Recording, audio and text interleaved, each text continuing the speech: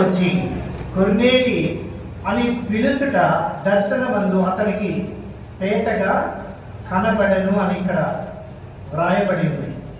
ప్రభువునందు ప్రియమైన వాళ్ళారా, దీని గురించి నేను బ్రీఫ్గా కొన్ని విషయాలు మీకు చెప్పాలని ఇష్టపడుతూ ఉన్నాను. కైసరయ పట్టణంలో కొర్నేలి అనే భక్తుడు ఉండేవాడు. అయితే ఇతడు ఇటలీ దళానికి చెందినటువంటి ఒక శతాధిపతి అనగా 100 మంది సైనికులకు ఒక అధిపతిని శతాధిపతి అంటారు. ఈయన ఆ పట్టణంలో ఉండేవాడు. ఇటలీ దళానికి చెందినటువంటి ఒక శతాధిపతి. అయితే ఇక్కడ అతడు కుటుంబ సమేతంగా దేవుణ్ణి ఆరాధించేవాడు. కానీ విగ్రహాలు, బొమ్మలు, విగ్రహారాధన వీటి జోలికి మాత్రం ఎప్పుడు వెళ్ళేవాడు కాదు. వాటిని పూజించేవాడు మాత్రం కాదు. మరి ఆయన ఏం చేసేవాడు అంటే యూదా ప్రజలకు దాన ధర్మాలు చేసేటటువంటి వాడు. యొప్పేలో ఉన్నటువంటి గొప్పతనం ఏంటంటే వారు పేదల మీద కనికరం చూపించే ఇంకొక స్త్రీని కూడా మనం చూస్తాం. అపోస్తల కార్యముల్లో పౌలు సంస్థానంలో తబిత అనే ఒక శిష్యురాలు ఉన్నట్టుగా కూడా మనం అపోస్తల కార్యముల్లో మనం చూస్తాం. భాషాంతరమున దోర్కా అనే పేరు ఈమెకి పెట్టబడి ఉంది. ఈమె కూడా సత్క్రియలు, ధర్మ కార్యాలు బహుగా చేసి ప్రజల యొక్క మన్ననలు పొందేటటువంటి స్త్రీ. ఈమె యొప్పే యొక్క నివాసి.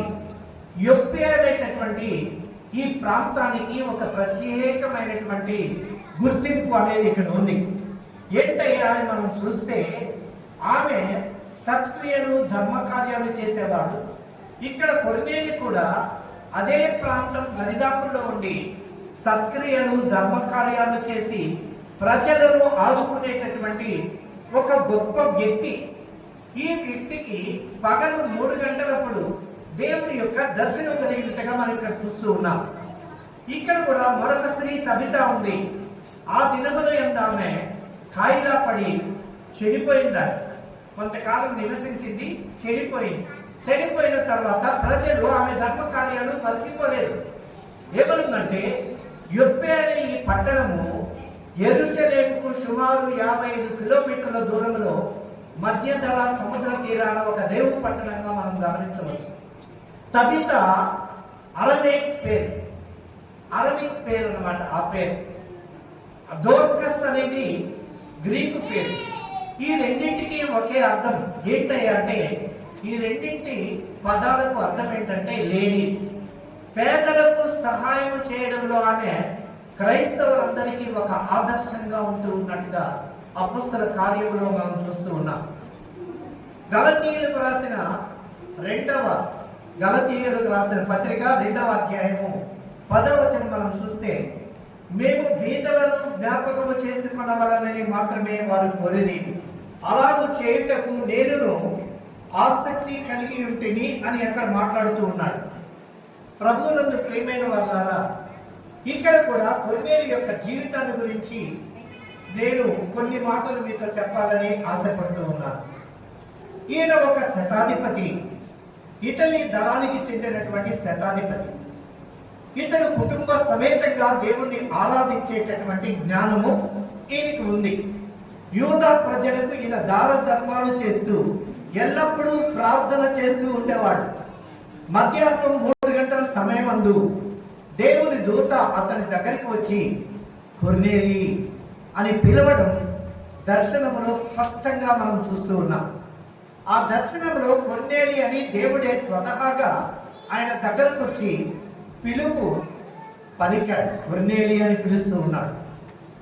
అది పిలవడం దర్శనంలో స్పష్టంగా చూశాడు. అతడు ఆ దూతను తేరి చూచి ఫస్ట్ భయపడ్డట్టుగా ఉంది బైబిల్లో. భయపడి ప్రభు ఇప్పుడు యొప్పేకు మనుషులను పంపి పేతురు అనే మారు పేరున్నటువంటి సీమోనును పిలిపించకు, అతడు సీమోను అనే ఒక చర్మకారుని దగ్గర ఉన్నాడు, అతని ఇల్లు సముద్రం పక్కనే ఉన్నది అని చెప్పి సీమోను ఇంటికి పంపించడానికి సిద్ధమయ్యాడు. అప్పుడు కొర్నేలి సీమోను అనే ఆయన్ని పిలవమని సీమోను ఇంటికి పంపించాడు. ఇల్లు కలిగినటువంటి ఆ యొక్క ఓనర్ పేరు సీమోను. ఆయన చేసేటటువంటి కార్యము ఏంటంటే ఆయన వృత్తి చర్మకార వృత్తి అని పరిశుద్ధ గ్రంథంలో మనం చూస్తూ ఉన్నాం. సీమోను దగ్గరికి వెంటనే మనుషులను పంపించాలని దేవుని దూత సాక్షాత్తు కొర్నేలికి దర్శనమై కొర్నేలికి ప్రకటించింది. ఇప్పుడు కొర్నేలు పేతురు కోసం పిలువనంపించడానికి సిద్ధమయ్యాడు. ఎలా అని చూస్తే 7వ వచనం చూడండి. ఆ దూత వెళ్ళిన తర్వాత కొర్నేలి తన ఇంట్లో పనిచేసే ఇద్దరిని పిలిచాడు. ముందు కొర్నేలి ఇంటిలో ఉన్నటువంటి పని వాళ్ళని ఇద్దరిని పిలిచి తనను ఎప్పుడూ కనిపెట్టుకొని ఉండేటటువంటి భక్తి పరుడైనటువంటి ఒక సైనికుడైన ప్రధాన వ్యక్తి కొర్నేలి పక్కనే ఉన్నాడు. అంటే ఎంతమందిని పంపిస్తున్నాడు? ఇప్పుడు 3 పంపిస్తున్నాడు. ఎప్పుడు ఆయన పనివాళ్ళలో ఉండేటటువంటి ఇద్దరిని తన దగ్గర సర్వ సైన్యాధ్యక్షుడు వలె కనిపెట్టుకుని ఉండేటటువంటి ఒక సైనికుడిని 3 కలిపి సంగతులన్నీ వివరించి వారిని ఎక్కడికి పంపారు? యొప్పే అనే ప్రాంతానికి పంపినట్టుగా మనం చూస్తూ ఉన్నాం. వీళ్ళు 3 అక్కడికి వెళ్ళేలేకే పేతురు ఎక్కడున్నారు అనేది నేను కూడా చెప్తాను. పేతురు యొక్క దర్శనాన్ని ఇక్కడ మనం చూస్తాం. 9వ వచనం చూడండి. తరువాత రోజున వాడు ప్రయాణమై పోయి పట్టణానికి దగ్గరగా వచ్చేటప్పటికి పగలు సుమారు 12 గంటల వేళకి పేతురు చాలా ఆకలి అవుతా ఉంది. ప్రార్థన చేసుకోవడానికి ఇంటి మీదకి వెళ్ళాడు. ఇటీవల ఉదయం చతుష్పాద జంతువులు ఇది కళ్ళలోకి వస్తాయి. ఆ యొక్క డిజైనింగ్ కూడా ఆ జంతువులన్నీ కూడా ఆ పైన దాన్ని ఒక బొమ్మలు వేసి ఒక డ్రాయింగ్ పైన పెట్టున్నారు. ఇప్పటికి కూడా ఉందండి.